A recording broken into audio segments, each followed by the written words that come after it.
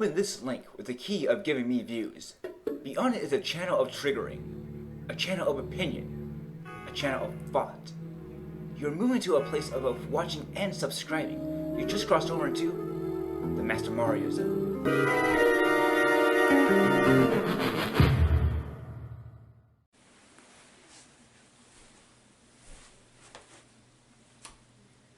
Good evening.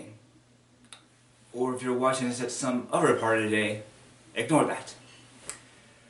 Today's video will be very different. We'll be taking a look at a 1950s show that crept into our minds. A show that still leaves an impact to this day. A psychological show that dealt with creative, strange, and creepy stories. We'll be looking at Rod Serling's The Twilight Zone and its best 13 episodes. Most of these will be different though. I'm going to put very few of the very famous episodes in here, and more of some of the episodes that aren't as well known, but that I still like. That way, these episodes can get more light on them. Without further ado, here are my best 13 best Twilight Zone episodes.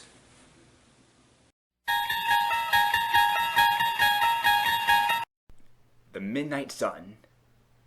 A woman named Norma and her friend live in an apartment where everyone has left up north. This is due to the Earth moving off its orbit and going towards the sun. The heat pretty much makes them go insane and looters try to steal from them. It's so bad that they even try to get cooled off by painting cool things and pretending that they are there. In the end, the Earth gets so close that they go and die of a heat stroke, and Norma eventually wakes up. She's happy, but she doesn't even know the real truth, that the Earth is moving away from the sun. We have seen extreme weather turn people into this. Let's hope that Earth never comes off its orbit anytime soon.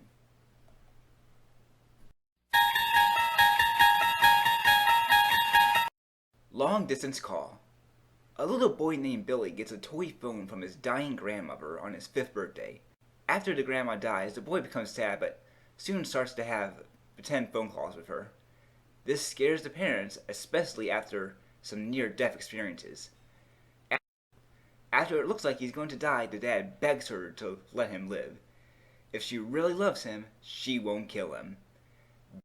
Billy recovers from the accident and the grandma presumably goes to rest. Let's just hope that any grandmother doesn't start to call kids.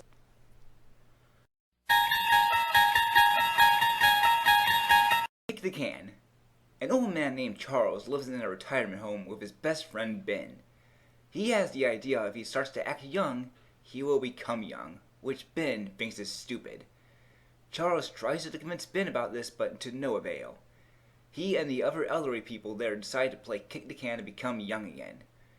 While Ben tried to look out for his friends and discover that Charles' plan actually worked, and all of them are young again, he is left alone to go and regret his own decision to stay old. We all want to become kids again at some point. If only it were this easy.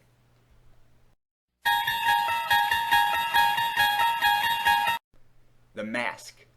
A rich dying man named Jason knows he doesn't have much longer left. He is visited by his family who only want him to die so they can go and inherit his stuff. He knows this and he has a plan to go and make them wear this ugly mask that they're supposed to represent. They think it's a dumb idea, but they go along with it so they can go and get his fortunes.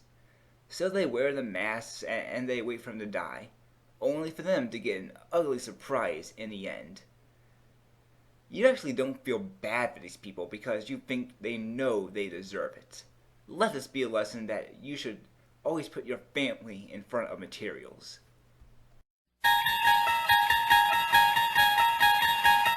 Printer's Devil.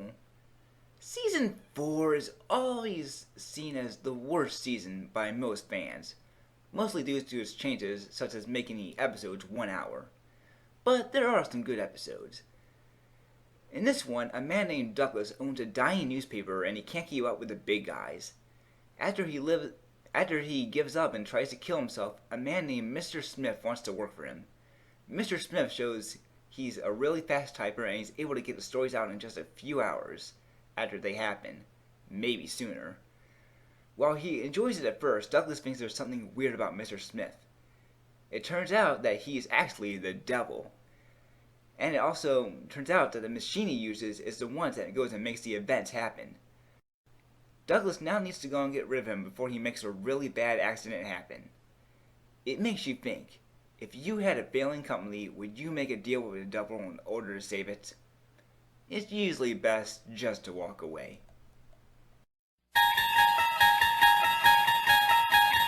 The shelter.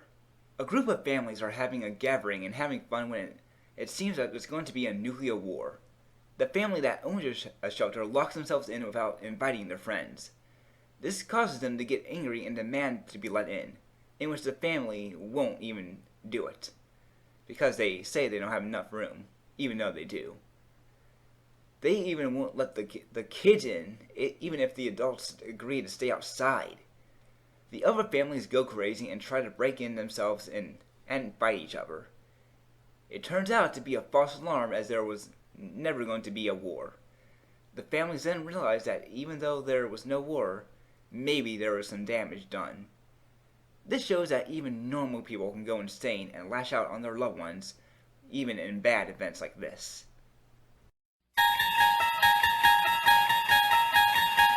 100 years over the rim. In the late 1840s, we have a man named Chris and his family traveling west for a better life. The group is low on food and water, and their own son is sick and is about to die. After checking over a rim for water, Chris finds himself in an unfamiliar place.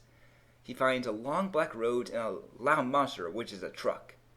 After finding a diner owned by a couple, he and the owners try to go and figure out what's going on. He finds out that he's in 1961, jumping over 100 years. He even finds his son has become a successful doctor. They call a doctor and police try to go and take him away, but he runs off with some medicine and disappears. He finds himself back in the 1840s and gives his son the medicine, as well as where to find water. Back in 1861, his gun is found but is all rusted, causing the owners to believe his story. I am a fan of time travel stories, so this one was a good episode for me. 5 characters in search of an exit. We have an army major, a clown, a hobo, and a ballet dancer, and a bagpiper. What do they all have in common? They have no idea who they are or where they are. They are all stuck in this room where the only exit is in the ceiling far above them, and they can't get out. They each try to find a way to escape, but fail. They do almost make it, which leads us to find out where they are, but they still really don't know that much. I won't give it away, but you'll be shocked that you didn't see it coming.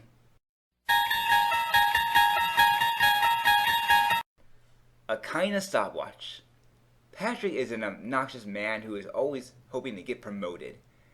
After getting fired, he finds a stopwatch from a drunk man after buying him a drink. He soon finds out that the stopwatch can stop time at will. He uses it to steal, embarrass his old boss, and other annoying things. After he tries to steal from a bank, the watch stop breaks, locking him in a frozen time forever. I think we all want to control time. If only we can go and get used to it for good things rather than our own selfish things. Talking Tina. We have this jerk of a stepfather named Erich.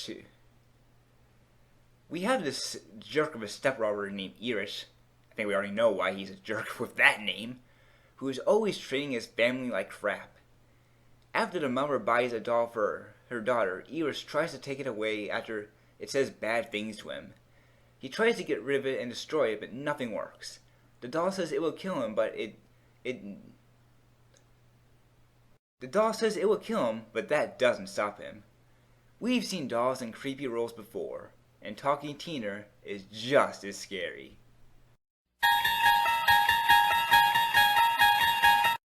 Time Enough at Last. Chances are you have seen this episode for how famous it is.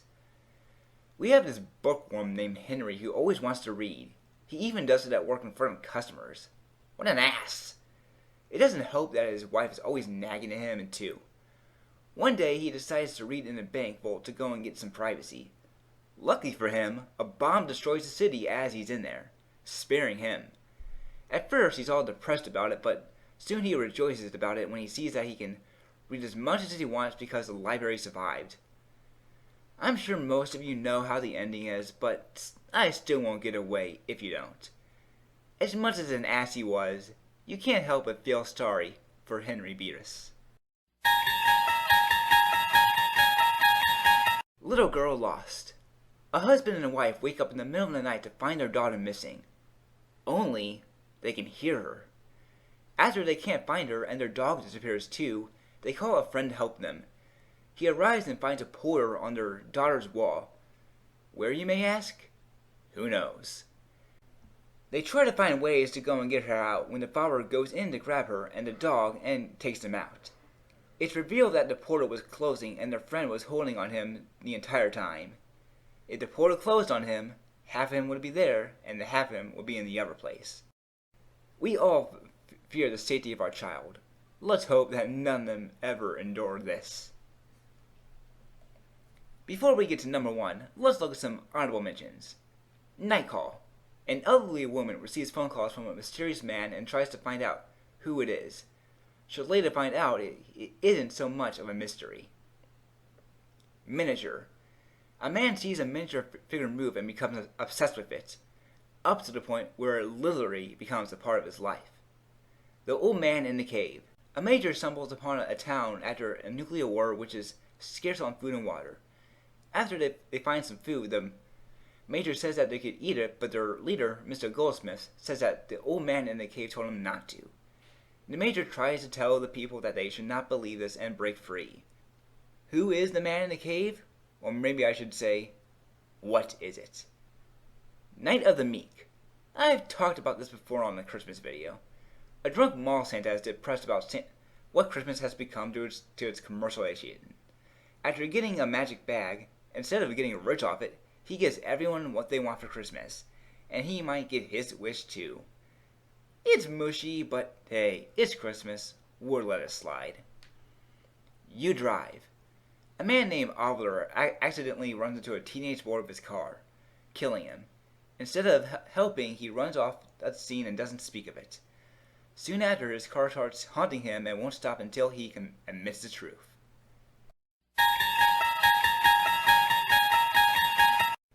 A most unusual camera. A married couple named Chester and Paula make their living by stealing things. They soon steal a camera which they find out can predict the future. So they, along with Paula's brother, instead of using it to help the world, use it for their own greed, such as betting on horse races. However, their greed is what eventually makes them turn on each other and use the camera for themselves. This leads to Chester and Paula's brother fighting and falling out a window, which was predicted by a photo. Paula doesn't care that they died and tries to take the money they got, and takes a picture of them before she leaves. Her waiter then comes in and steals the money and tells her about it, which leads to her falling out. The waiter then counts the bodies in the body only for him to count 4 as he trips and falls out. Here we have 4 people who could have used the camera for good, such as preventing murders or fires or anything else. Instead, they use it for their own greed, which is sad because that is probably what most people would probably do. And there you have it, my best 13 Twilight Zone episodes. It is interesting that a show that is almost 70 years old is still fascinating audience today. The Twilight Zone got its audience through its great stories and characters, and hopefully one day we'll get to see another remake. Less like the 2002 version. But even if we do see a good one, nothing will replace the original. For no matter how old it is, no how many times we see it, hear it, see it, or think it, we will always use that key to open the door of imagination and cross over and tune in to the Twilight Zone. Happy Halloween.